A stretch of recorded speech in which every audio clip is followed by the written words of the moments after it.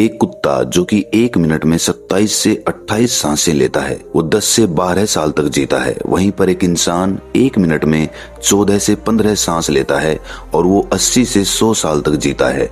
लेकिन एक कछुआ जो कि 1 मिनट में सिर्फ 5 से 6 बार सांसें लेता है वो 500 से 600 सालों तक जीता है। इससे स्पष्ट है कि जिस जीव की सांसों की संख्या जितनी कम होती है वो उतनी ही लंबी आयु तक जी सकता है। इसी चीज को समझकर हमारे पूर्वजों ने सांसों की संख्या को कम और उसकी गहराई को ज्यादा करने के विज्ञान पर काम करना शुरू कर दिया था, क्योंकि वो समझ गए थे कि इंसान को जीने के लिए साल या महीने नहीं बल्कि एक निश्चित संख्या में सांसें मिलती हैं और सांसों के लेने की गति को कम करके उम्र को लंबा किया जा सकता है। लेकिन सांसों के धीमा और लंबा होने की ये गति प्राकृतिक रूप से होनी चाहिए। जब हम सांस लेते हैं तो वायु प्रत्यक्ष रूप से हमें 3-4 स्थानों पर ही महसूस होती है: कंठ, हृदय, फेफड़े और पेट। मस्तिष्क में गई हुई वायु का हमें पता ही नहीं चलता। कान और आंख में गई हुई वायु का भी कम ही पता चलता है। श्वसन तंत्र से भीतर गई वायु अनेकों प्रकार से विभाजित हो जाती है, जो अलग अलग क्षेत्र में जाकर अपना अपना कार्य करके पुनः भिन्न रूप में बाहर निकल आती है। ये सब इतनी जल्दी होता है कि हमें इसका पता ही नहीं चल पाता। हम सिर्फ इतना ही जानते हैं कि ऑक्सीजन भीतर गई और कार्बन डाइऑक्साइड बाहर निकल गई, लेकिन भीतर वो क्या क्या सही या गलत करके आ जाती है इसका कम ही ज्ञान हो पाता है। यदि हम जोर से गहरी सांस लेते हैं तो तेज प्रवाह के साथ शरीर के अंदर बैक्टीरिया नष्ट होने लगते हैं। कोशिकाओं की रोगों से लड़ने की क्षमता भी बढ़ जाती है। बोन मैरो में नए रक्त का निर्माण होने लगता है। आंतों में जमा मल विसर्जित होने लगता है। मस्तिष्क की जागरूकता लौट आती है, जिससे स्मरण शक्ति दुरुस्त हो जाती है। न्यूरॉन की सक्रियता से सोचने समझने की क्षमता पुनः जिंदा हो जाती है। फेफड़ों में भरी हवा से आत्मविश्वास वापस लौट आता है। सोचें, जब जंगल में हवा का एक तेज झोंका आता है तो जंगल का रोम रोम जागृत होकर सजग हो जाता है। सिर्फ एक झोंका। कपालभाति या भस्त्रिका प्राणायाम तेज हवा के उस झोंके की तरह है। बहुत कम लोगों में क्षमता होती है अपने अंदर आंधी लाने की। लगातार अभ्यास से ही आंधी का जन्म होता है। 10 मिनट की आंधी आपके शरीर और मन के साथ आपके संपूर्ण जीवन को बदल कर रख देगी। आजकल अधिकतर लोगों की सांसें उखड़ी और बिखरी हुई रहती है, उथले पुथले रहती है या फिर तेजी से चलती है। लोगों को ये पता ही नहीं चलता कि उनकी सांसें किस प्रकार चल रही है। जब क्रोध का भाव उठता है तो सांस बदल जाती है, वहीं पर काम वासना का भाव उठता है तब भी सांस बदल जाती है। हमारे प्रत्येक भाव और विचार के साथ हमारी सांसें भी बदलती रहती है। इसके साथ हमारे खान पान और रहन सहन से भी ये बदलती रहती है। असल में हमारी सांसों का हमारे मन की स्थिति और हमारी शारीरिक अवस्था से सीधा संबंध होता है। पूरा योग विज्ञान ही सांसों को सही तरीके से लेने पर टिका हुआ है। तो अगर हम सिर्फ अपनी सांसों को सही तरीके से लेना सीख जाते हैं तो हमारा जीवन जादू की तरह बदल जाएगा। आज इस प्राचीन यौगिक कहानी के माध्यम से हम सांसों को सही तरीके से लेने का तरीका और सांसों के जादुई रहस्य के बारे में विस्तार से जानेंगे। बहुत समय पहले की बात है।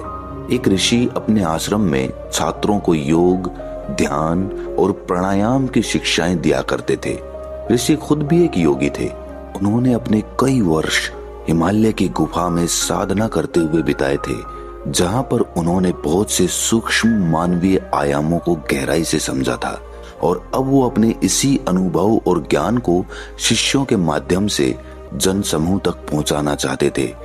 एक दिन रात्रि के भोजन के पश्चात उनके आश्रम का सबसे बुद्धिमान और होनहार छात्र उनके पास आता है। छात्र के चेहरे को देखकर गुरु समझ गए कि उसके मन में कुछ प्रश्न उठ रहे हैं।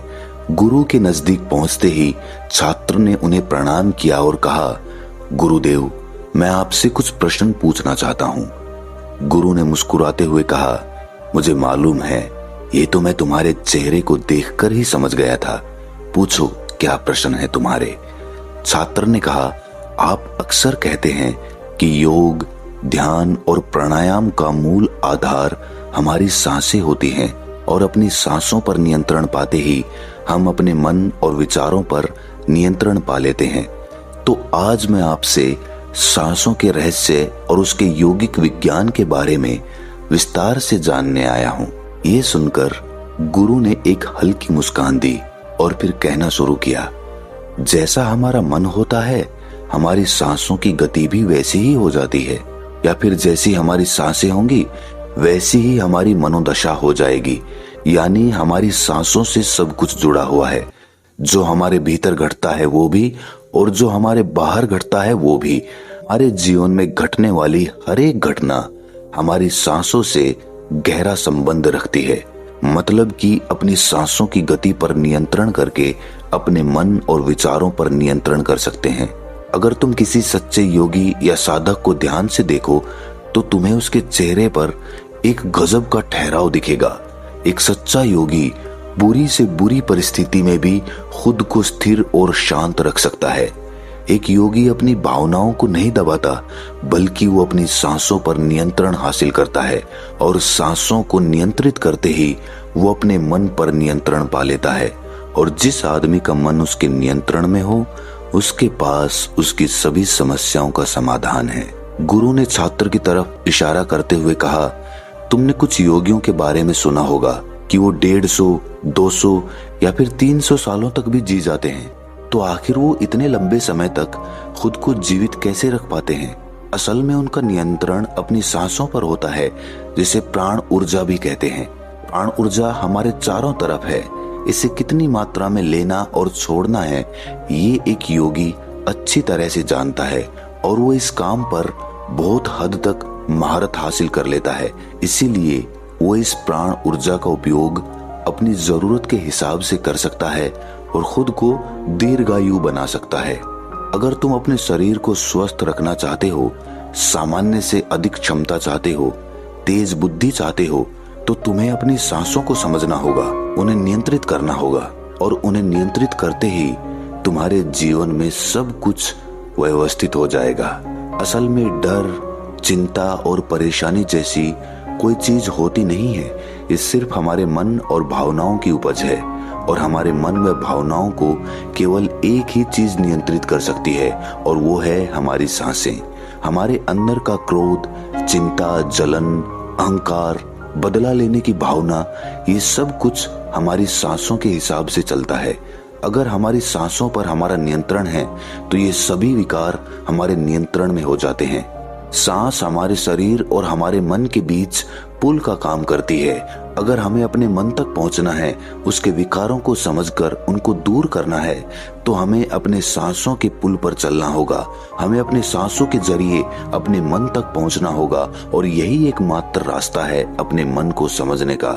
अगर तुमने कभी किसी बच्चे को सोता हुआ देखा हो तो तुमने अनुभव किया होगा, जब वो बच्चा सांस अंदर लेता है तो उसका पेट फूलता है और जब सांस छोड़ता है तो पेट पिचक जाता है। यानी कि एक बच्चा अपने पेट, अपनी नाभि से सांस लेता है, जो कि सांस लेने का सबसे प्राकृतिक और सही तरीका है। अपनी इस गहरी और लंबी सांस की वजह से बच्चे का मन उत्साहित और हल्का रहता है। उसका शरीर ज्यादा प्राकृतिक तरीके से काम करता है। तुमने देखा होगा बच्चा अपने मन में किसी बात को ज्यादा लंबे समय तक नहीं रखता और ना ही वो किसी से ज्यादा लंबे समय तक गुस्सा रह सकता। अगर उसे किसी गलती पर डांट या मार दिया जाए तो वो कुछ समय बाद उसे भी भूलकर अपने खेल में मग्न हो जाता है। बच्चा इतना सरल इसीलिए हो पाता है क्योंकि उसकी सांसें प्राकृतिक रूप से चलती है, यानी नाभि से। बच्चे के शरीर को विकास चाहिए, विकास के लिए ज्यादा ऊर्जा और ज्यादा ऊर्जा के लिए ज्यादा लंबी सांसें चाहिए। इसीलिए प्रकृति ने उसे ज्यादा लंबी सांसें दी हैं। हालांकि ये लंबी सांसें हर मनुष्य को दी गई है, लेकिन इंसान ने अपने जीवन में कुछ अप्राकृतिक परिवर्तन कर अपनी सांसों को छोटा कर लिया है। वो पेट की बजाय अपने सीने से सांसों को लेता है। हम जितनी छोटी सांस लेंगे उतनी चिंता और बकवास से भरे रहेंगे। हमारी सांसें जितनी लंबी और गहरी होंगी हम उतने ही खुश और शांत रहेंगे। गुरु ने आगे कहा कि एक आदमी 1 मिनट में 14 से 15 बार सांसें लेता है, सांस का सीधा संबंध हमारी मन की स्थिति और हमारे शारीरिक कंपन से है। अगर 1 मिनट में ली जाने वाली सांसों की संख्या 11 से नीचे आ जाए तो हम अपने आसपास होने वाले कई कंपनों को समझना शुरू कर देंगे, यानी जानवरों की आवाजें हमारे लिए स्पष्ट हो जाएगी। तुमने सुना होगा कि शेर और बाघ जैसे खूंखार जानवर भी कुछ योगियों के सामने आते ही पालतू बिल्ली की तरह व्यवहार करने लगते हैं। ऐसा इसीलिए हो पाता है क्योंकि उन योगियों ने अपनी सांसों की संख्या को कम करके जानवरों की आवाजों, उनकी भावनाओं और कंपनों के साथ एक संवाद स्थापित कर लिया है। अगर 1 मिनट में ली जाने वाली सांसों की संख्या 9 से कम हो जाए तो पेड़ और वनस्पति जो कार्य कर रहे हैं वो समझना हमारे लिए आसान हो जाएगा। अगर हमारी सांसें 1 मिनट में 6 से कम हो जाती है तो बेजान चीजें कैसे काम करती है ये समझना हमारे लिए आसान हो जाएगा। बेजान चीजों के कंपन और उनसे जुड़ी दुनिया हमारे लिए स्पष्ट हो जाती है। दूसरे शब्दों में कहा जाए तो ब्रह्मांड की प्रकृति समझी जा सकती है और ऐसी स्थिति पर पहुंचकर ही बहुत से योगी और ऋषि मुनि ब्रह्मांड के रहस्यों और उनमें घटने वाली घटनाओं की भविष्यवाणी कर देते हैं। हमारा शरीर जितना स्थिर होगा हम उतनी ही कम सांसें लेंगे।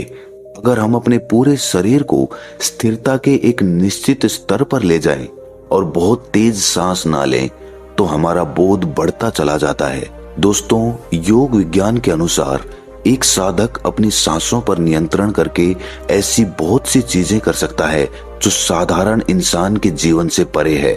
योगिक परंपरा में तो ये भी कहा जाता है कि अपनी सांसों को घंटों तक रोककर एक आदमी एक नए मानवीय आयामों का अनुभव कर सकता है।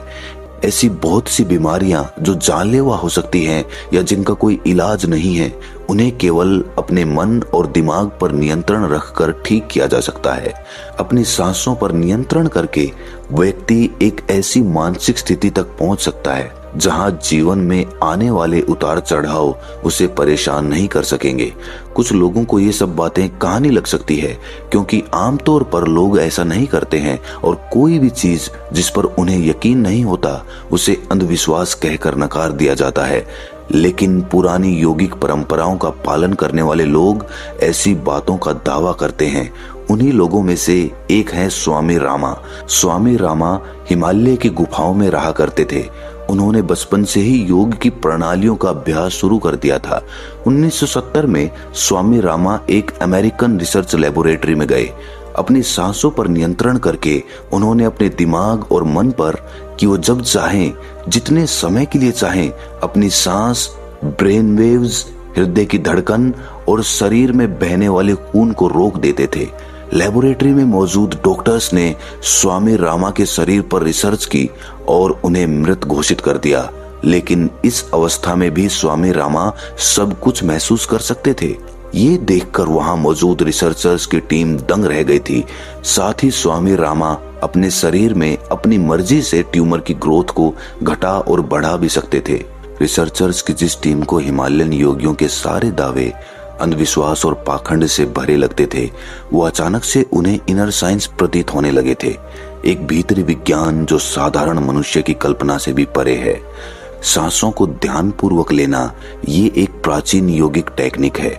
एक योगी जिसने अपनी सांसों पर नियंत्रण हासिल कर लिया है, वो जब चाहे अपनी सांसों को रोक सकता है।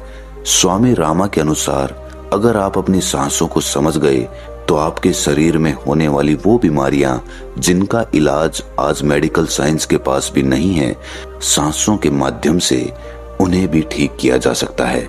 श्वास के गूढ़ रहस्यों को समझाने के लिए बाद में स्वामी रामा ने अपने कुछ साथियों के साथ मिलकर एक किताब भी लिखी है जिसका नाम है साइंस ऑफ डेथ। गुरु ने आगे कहा, जब सांस विचलित होती है तो मन भी अस्थिर हो जाता है, लेकिन जब सांसें शांत होती है तो मन भी स्थिर हो जाता है और योगी दीर्घायु हो जाता है। इसीलिए हमें अपने स्वास्थ्य पर नियंत्रण करना सीखना चाहिए। गुरु ने शिष्य की आंखों में देखते हुए कहा, तुम्हें क्या लगता है, क्या तुम जितनी लंबी सांसें अंदर लेते हो उतनी ही लंबी सांस बाहर भी निकालते हो?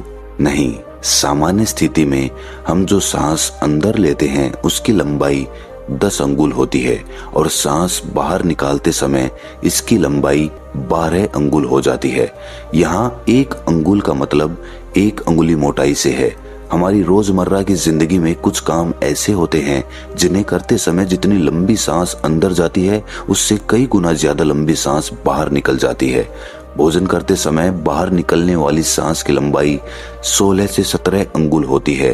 तेज चलते समय इनकी लंबाई 22 से 24 अंगुल हो जाती है। दौड़ते समय निकलने वाली सांसों की लंबाई 45 से 50 अंगुल तक पहुंच जाती है। संभोग करते समय 50 से 60 अंगुल।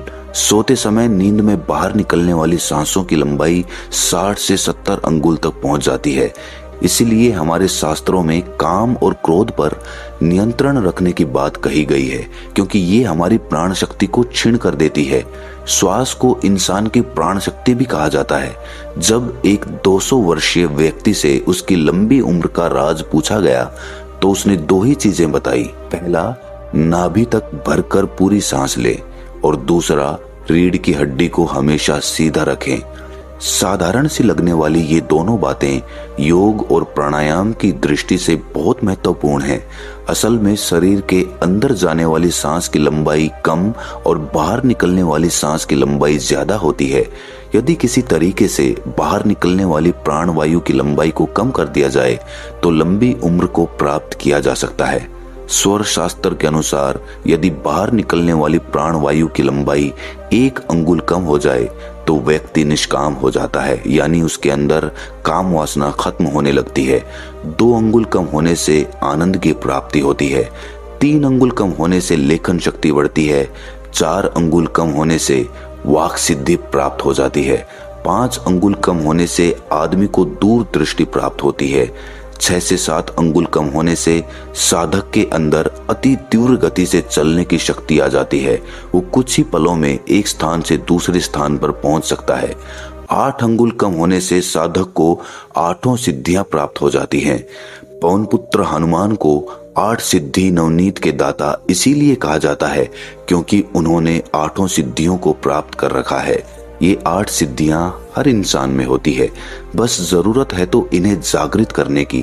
बाहर निकलने वाली सांसों की लंबाई 12 अंगुल कम होने पर योगी को इच्छा मृत्यु प्राप्त हो जाती है। फिर वो जब चाहे तब तक खुद को जीवित रख सकता है। लेकिन ये सोई हुई शक्तियां केवल तभी जागृत होंगी जब मन में इन्हें जागृत करने की तीव्र अभिलाषा होगी, और मन का स्थूल रूप श्वास है, यानी सांसें हैं। इसीलिए सबसे पहले सांसों पर नियंत्रण करना होता है। भगवान शिव पार्वती को बताते हैं कि रात में ईड़ा नाड़ी और दिन में पिंगला नाड़ी को रोकने में जो सफल हो जाता है वही असल में सच्चा योगी होता है। नाड़ियों के विज्ञान के बारे में हम किसी और वीडियो में विस्तार से बात